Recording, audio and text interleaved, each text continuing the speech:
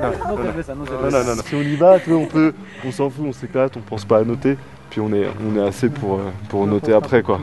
Que el arte se puede llevar a otros lugares y va a tener aceptación porque es arte, ¿no? El arte es un lenguaje universal, entonces me ha enseñado eso, ¿no? On est en chemin, on marche en direction de l'école là-bas, tout là-bas. Et tu vois, mais en plus tu te demandes pourquoi il y a une école là, parce qu'il y a vraiment pas beaucoup de maisons. On voit peut-être 6 maisons, 7 maisons, et apparemment il y a une école là-bas. On va voir. Le projet Bolivie a changé un petit peu par rapport à l'idée initiale. On est parti avec le camion et le but c'était d'arriver dans des villages, faire des spectacles, sortir les livres, sortir les jeux pour réaliser des animations avec les enfants. C'était beaucoup plus intéressant que d'arriver comme ça juste pour voir qu'est-ce qui se passe, commencer, repartir avec sa photo de carte postale. On est arrivé dans le village et ce qu'on n'avait pas prévu c'est que c'était un vendredi. Et le vendredi là-bas il n'y a pas classe, donc du coup on s'est retrouvé devant une école qui était vide. Et au lieu de faire un spectacle, on a proposé une diffusion d'un film le soir. Ce matin à 9 h, pas beaucoup de monde. Si, on aurait pu faire un spectacle pour les taureaux. Je crois qu'ils s'en foutent un peu. Spectacle gratis para vosotros los tres. Por favor, Takachi, ¿por dónde es? Van a llegar a la esquina y de ahí directo van a ir arriba. ¿Y Cuchumuela también? También, por ahí.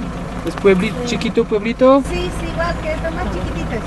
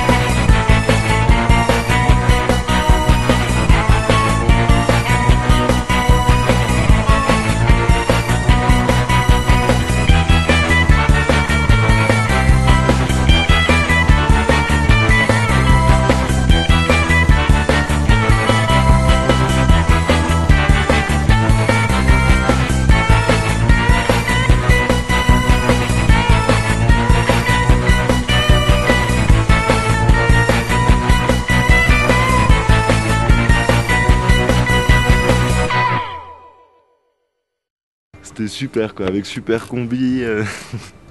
Non vraiment quoi. Vous avez manqué.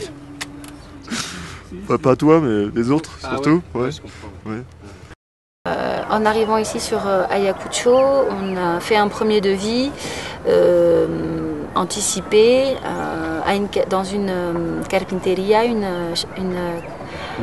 menuiserie pour voir à peu près combien ça nous coûterait. Et puis il est sorti de ce devis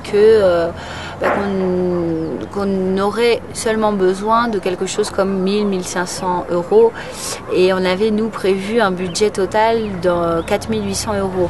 Donc on est parti sur quelque chose de plus grand, l'aménagement d'un trou. Et donc du coup là, cette aire de jeu-là sera ouverte à Los Gorriones, mais aussi aux enfants qui sont autour, aux enfants des rues ou aux enfants qui habitent autour. Pour le moment, donc, tout ce qu'on va faire, ça va être aider les ouvriers péruviens à avancer dans le travail. Et ça va nous permettre, donc, comme disait Benjamin juste avant, de nous imprégner de la façon dont ils travaillent ici. C'est plus enrichissant que de venir avec un projet et tout faire à la façon européenne dans son coin, sans forcément avoir ce contact avec les personnes. Le seul regret, ça va être de ne pas l'avoir fini, quoi. Avec toutes les finitions. On l'aura qu'en photo. Ouais. J'ai l'impression d'avoir fait ce que je suis venue faire et je peux tourner sereinement la page. Je suis assez satisfaite, ouais. J'ai moins peur, j'ai plus confiance en moi et je vois l'avenir plus sereinement. Et après ce super voyage, je conseille encore plus à tout le monde de voyager parce que c'est très difficile d'expliquer, même si on fait une grande exposition, même si on a plein de photos, des vidéos, on en parle. C'est un monde à part, c'est une autre façon de penser et faut y aller pour comprendre. Il y a des habitudes peut-être qu'on pourrait changer et qu'il y a peut-être aussi des choses à prendre là-bas en Amérique du Sud, mais sans doute dans toutes les régions du monde. Et du coup, c'est vrai que ça donne envie de voyager un petit peu partout et de connaître un petit peu plus ce monde. Comment se rencontrer, hein? Les technologies ou les idées ou la manière de travailler de chez vous. Et ici, comment on travaille, on voit les choses tout autrement. Mais ça se fait et ça se réalise, les Péruviens, franco-péruviens, c'est ensemble et c'est un résultat et ça c'est bien, ça c'est magnifique.